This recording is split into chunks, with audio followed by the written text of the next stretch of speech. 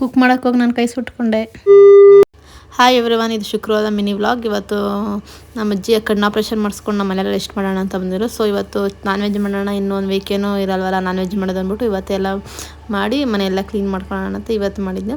So ನಾನು ಇವತ್ತು chicken fry ಮತ್ತು ಕಬಾಬ್ ಮಾಡಿದ್ದೆ. ಆಮೇಲೆ ಮುದ್ದೆ ಅನ್ನ ನಾರ್ಮಲಾಗಿ ಮಾಡಿದ್ವಿ. ಆಮೇಲೆಲ್ಲ ಊಟ ಮಾಡಿದ್ವಿ. ಆಮೇಲೆ ನಮ್ಮ ಅಜ್ಜಿನಾಗೆ ಮಾತಾಡ್ಸ್ತಾ ಕಣ್ಣು ಆಪ್ರೇಷನ್ ಹೇಗಿತ್ತು ಎಕ್ಸ್ಪೀರಿಯನ್ಸ್ ಅಂತ ಕೇಳಿದೆ. ಅವರು ಕೂಡ ಈ ಥರ ಎಲ್ಲ ಆನ್ಸರ್ ಮಾಡಿದ್ರು.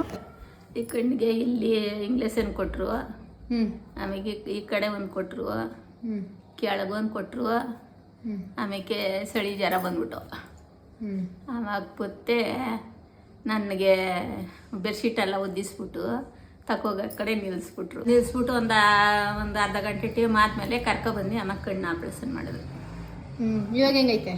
ಇವಾಗ ಸುಮಾರಾಗದೆ. ನೋವು ಅದೇ ಅಷ್ಟೇ.